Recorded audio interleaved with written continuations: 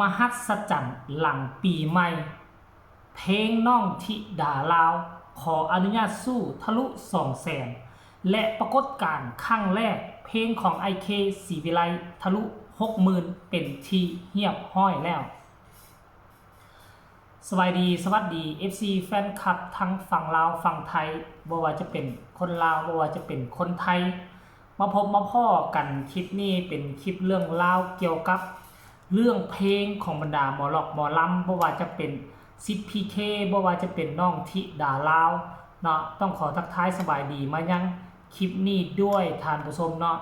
เรื่องราวมันเกิดขึ้นคันท่าว่าเป็นคนอื่นคันท่าว่าเป็นค่ายอื่นก็สิว่าเป็นเรื่องธรรมดาจิ๊บจ้อย2 อาทิตย์ยอดวิวได้ซ้ำนี่แต่ว่าครอบครัวศรีวิไลนี่นะมันบ่เป็นแบบนั้นเลยครอบครัวศรีวิไลโดยเฉพาะคือซิดพีเคนี่ก็ถือว่าเป็นครั้งแรกในชีวิตของเพิ่นที่เพลงเพิ่น2 อาทิตย์ทะลุ 60,000 กว่าวิวเนาะเมื่อ8 ชั่วโมงที่ผ่านมาซิดพีเคเพิ่นก็ได้ออกมาเคลื่อนไหวขอบพระคุณว่าซั่น60,000 วิวเนาะบ่600,000 วิว 60,000 วิวทรายเมาครับว่าซั่นในแฮชแท็กเคศรีวิไลบ้านศรีวิไลทรายเมาว่าซั่นเห็นบ่ทะลุทะลวงแล้วโตสู้วงเนาะโตสู้วงอย่างน้องธิดาลาวศรีวิไลปัจจุบันนี้เพลงของน้องกะ2 อาทิตย์เดินทางมาฮอดจุดหมายปลายทาง207,000 กว่าวิวหมายความว่า1 อาทิตย์ต่อ 50,000 คันสิว่าเนาะ2 อาทิตย์ 100,000 นั่นหมายความว่าคัน1 เดือนก็สิอยู่ราวๆประมาณ400,000 วิวหรือ500,000 วิว2 เดือนก็สิน่าจะทะลุล้านท่านผู้ชมเอ้ยอันนี้คือ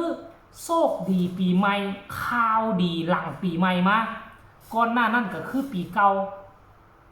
มาปัจจุบันนี้ก็เป็นปีใหม่ทุกคนเอ้ยเนาะก็ต้องแสดงความเสียใจก็คือว่านั่นแหละคันชิวาเราค่ายนี่ก็เอิ้นว่ายังเป็นค่ายโนเนมค่ายบ่โด่งบ่ดังคือค่ายเพลงผู้อื่นเขา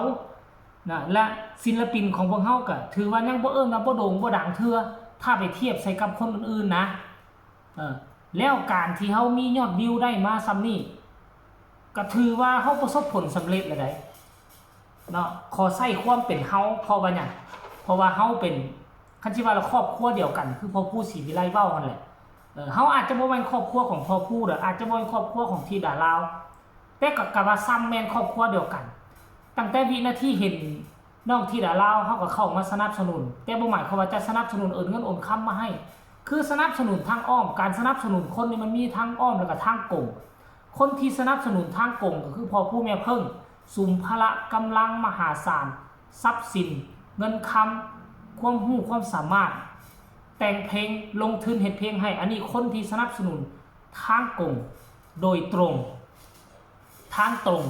แล้วก็มี FC แฟนคลับบางคนที่เพิ่นสนับสนุนเป็นยอดมาลัยเนาะบัดนี้คือซุมเฮาเจ้าค่อยนี่ผู้ที่กดไลค์ผู้ที่กดแชร์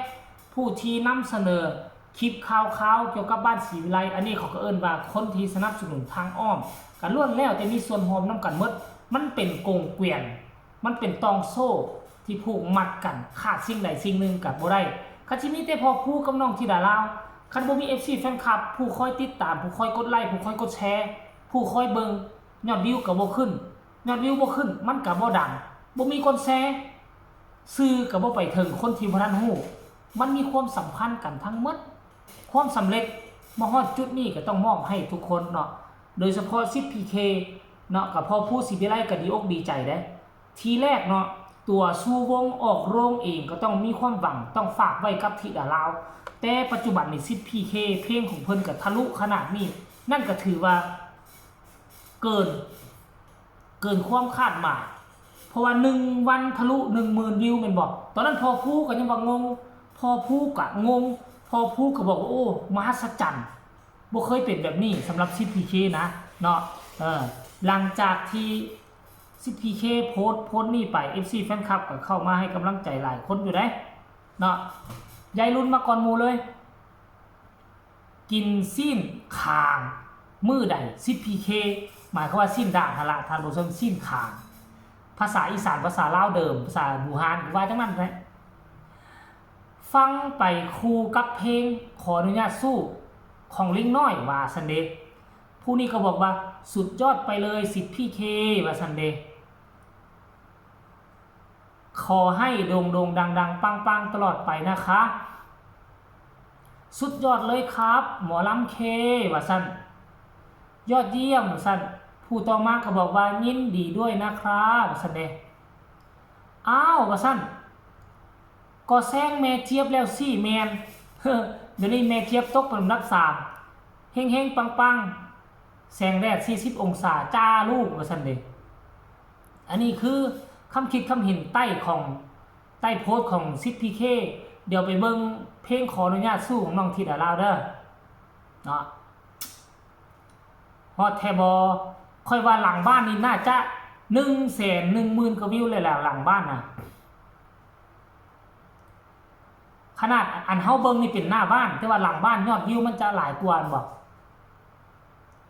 อันนี้มันหน้าบ้าน 2,7,431 วิวปล่อยวันที่31มื้อนี้วันที่เท่าไหร่ละมื้อนี้วันที่18ก็เลยครึ่งเดือนมาแล้วทุกคนเลยเนี่ยหลักฐานคาตาตอนนี้น้องที่ดาลาวก็ยังอยู่ทางฝั่งลาวอยู่บ่เพิ่นอาจจะมีภารกิจอีหยังบางอย่างแต่พวกเฮาก็บ่ได้ไปสังเกตแต่ว่าตอนกลับมาลาวนี่พอผู้ศิวิไลก็บ่บอกเหตุผลแล้วว่ากลับมาเพื่อว่าจะมารดน้ำดำหัวผู้รักผู้ใหญ่เนาะก็เลยพาน้องมาบริมาแล้วก็เลยน่าจะไปติดตามเพลงของเอ้ยไอ้บอกเพราะว่ามาเข้าห้องบันทึกอยู่ทางฝั่งลาวการตัดต่อก็สิแม่นรอคอยเพลงนี้นั่นล่ะก็ใกล้สิปล่อยแล้วแหละท่านผู้ชมเดี๋ยวไปฟังคำคิดคำเห็นบ้างเนาะขอเสียง FC ธิดาลาวศรีวิไลหน่อยครับว่าซั่นเด้บ้านศรีวิไลขออนุญาตสู้ว่าซั่นผู้นี้บอกว่าถึกใจหลายเด้ออาจารย์ผู้นั่งปั่นวิวให้อยู่เด้อ FC อีลาว่าซั่นผู้ต่อมาบอกว่าเพลงนี้เพราะมากขอให้ถึงล้านวิวไวๆค่อยคาดว่าน่าจะ2 เดือนปลาย2 เดือนน่าจะทะลุล้านดอกค่อยๆไปพวกเฮาไปไว้หลายเดือนสิมันเตะสะดุดขาเจ้าของเนาะมันสิเจ็บได้ขอให้1 ล้านวิวไวๆเด้อจากหลวงพระบางป้า FC อยู่ทั้งหลวงพระบางไกลบ่ไกลนี่ก็มีน้ำเพิ่นติค่อยกับคนหลวงพระบางดอกวะปังเด้อลูกลา FC บ้านศรีวิไลชอบเพลงนี้ครับว่าซั่นเด้ FC ขอนแก่นล้านวิวโดยไวเด้อจ้ามวนว่าซั่นท่านผู้ชม FC แฟนครับอันนี้ก็คือเรื่องเล่าดีๆข่าวดีข่าวใหม่ข่าวใหญ่สำหรับครอบครัวศรีวิไลศิลปินเบอร์ต้นๆน้องธิดาลาวกับ10PK ทำยอดวิวกระจุยกระจายจนเฮ็ดให้พ่อผู้แม่เพิ่งมีกำลังใจที่จะสร้างสรรค์ผลงานให้ลูกๆเต้าๆอีกต่อไป